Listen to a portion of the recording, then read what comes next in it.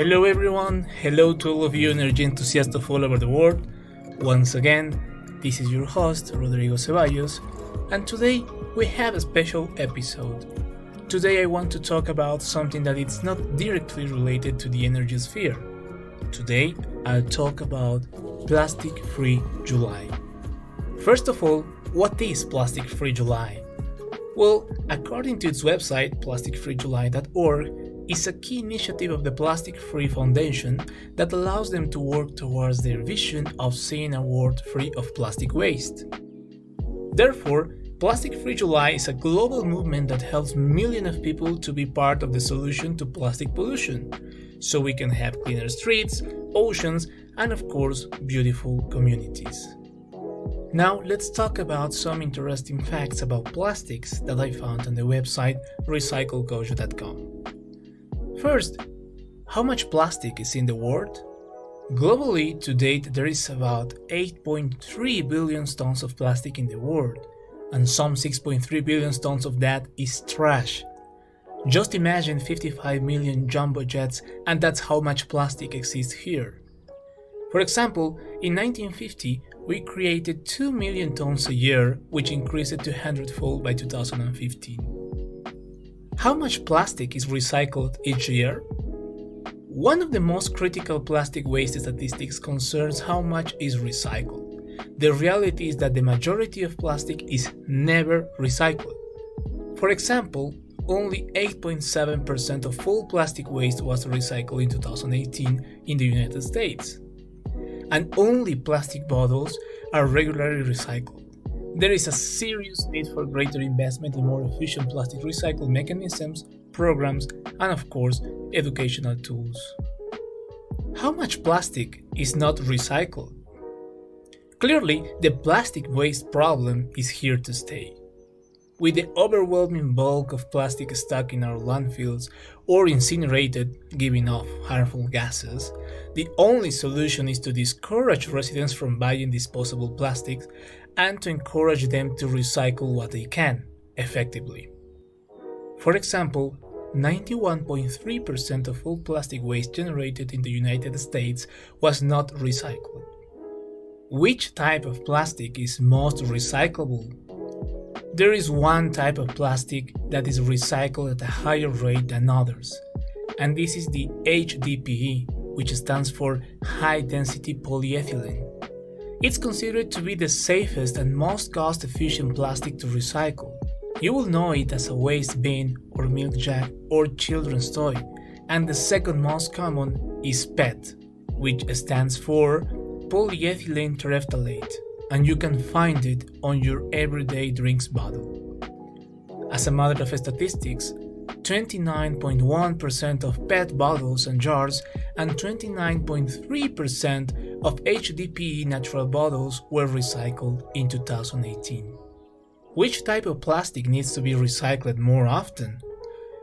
Well, considering the maximum recycling rate for both HDPE and PET is only around 30%, these materials should be an ongoing focus for your educational initiatives. You can find the high-density polyethylene in milk jugs, shampoo bottles, water bottles, and containers, for example. And you can find the polyethylene terephthalate in beverage bottles, food containers, and of course cleaning containers. How much plastic is in the ocean? Well, it's impossible to say exactly how much plastic has ended up in the ocean since 1950, but we do know that about 8 million metric tons is added each year, and that amounts to 5 grocery bags filled with plastic for every 1 foot of coastline on Earth. Well, we all know that plastic trash kills ocean life. Entanglement, ingestion, and interactions are to blame. The microplastics are ingested by numerous species which harms their metabolic rate and growth. Coastal cleanups are important and make a real difference to the local ecosystem, so we have to encourage businesses and residents to band together to clean up plastic waste. And finally, is 100% recycled plastic possible? Well, a new generation of plastics has been developed by researchers that is easier and cheaper to recycle. There are products made from plastic that are 100% recyclable, but it's important to remember that just because they can be, doesn't mean they are. To conclude, and before going to the next stage, I want to present fast plastic pollution facts. For example, more plastic waste ends up in the landfill every year, and it's still climbing. The plastic recycling has barely improved since 2017. Only 12% of all plastic has been incinerated. And of course, plastic takes 400 years to degrade. So you might be wondering what we can do.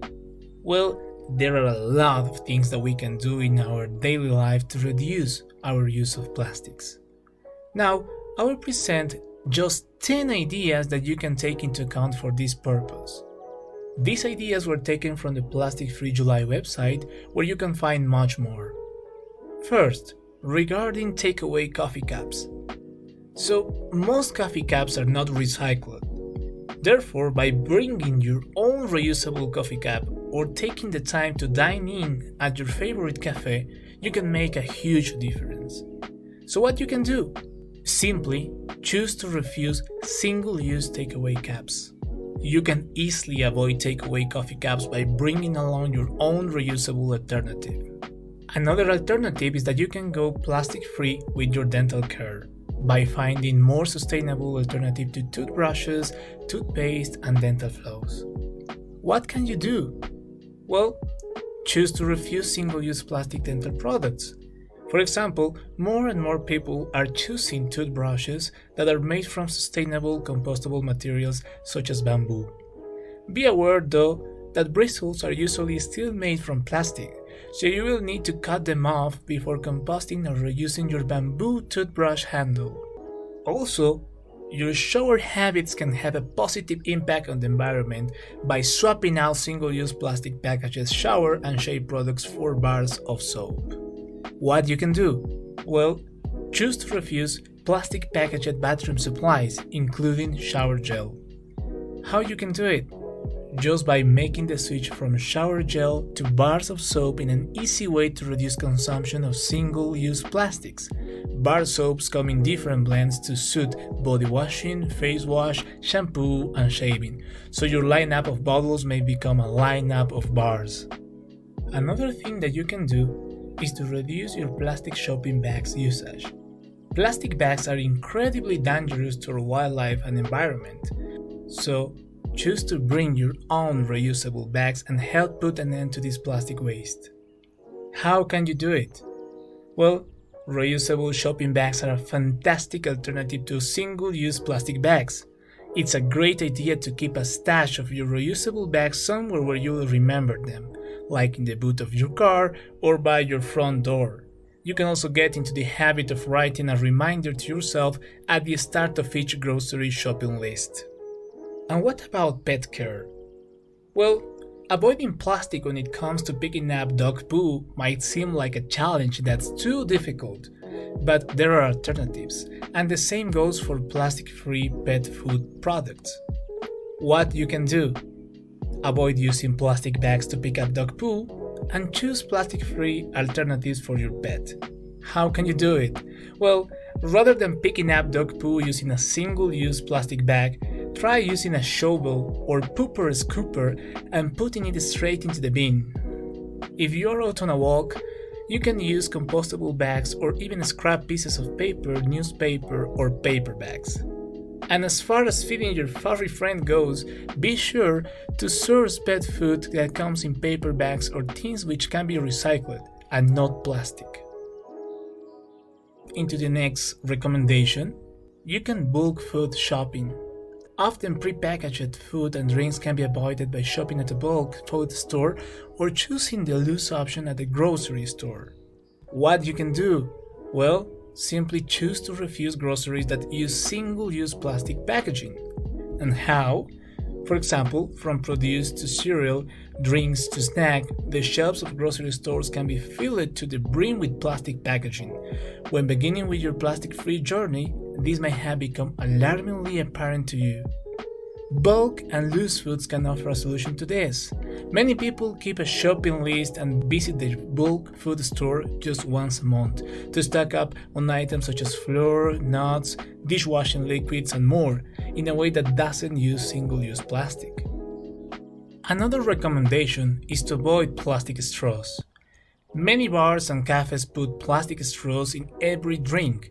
Reduce plastic waste and protect wildlife by requesting your drink without a plastic straw and bringing your own reusable alternative.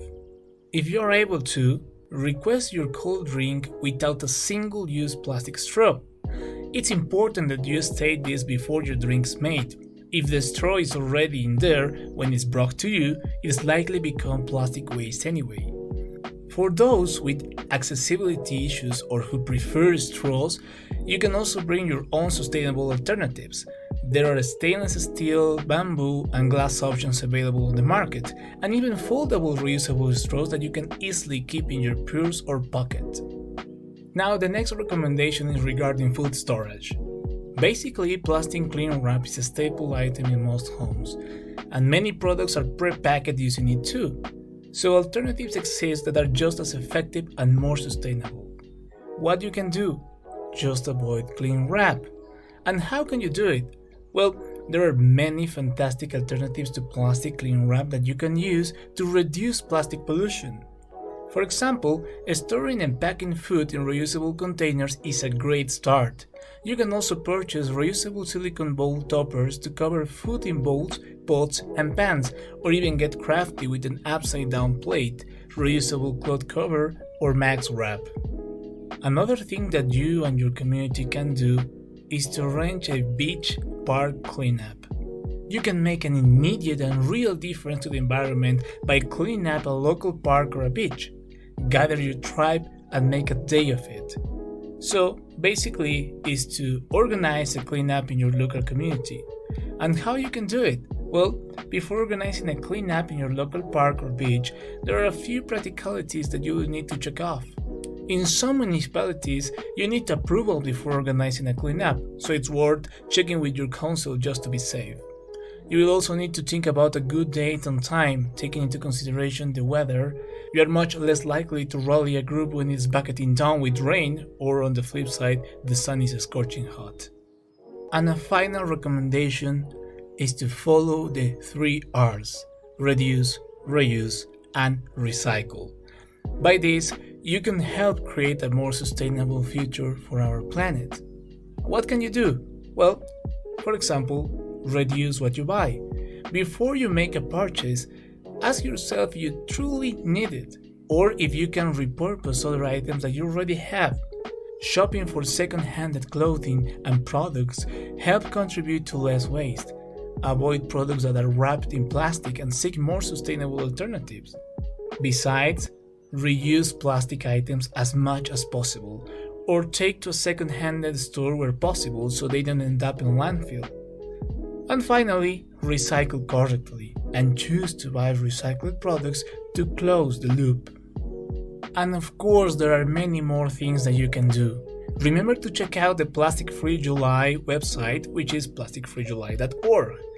So, are you ready to take the Plastic Free July challenge? You can do it for 1 week, 1 month, or for life. It's up to you, but bear in mind that you will make a positive impact on your community and to the environment.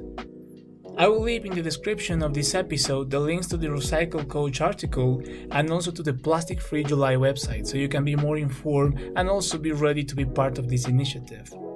Thanks again for listening to this podcast. See you again next week in another episode.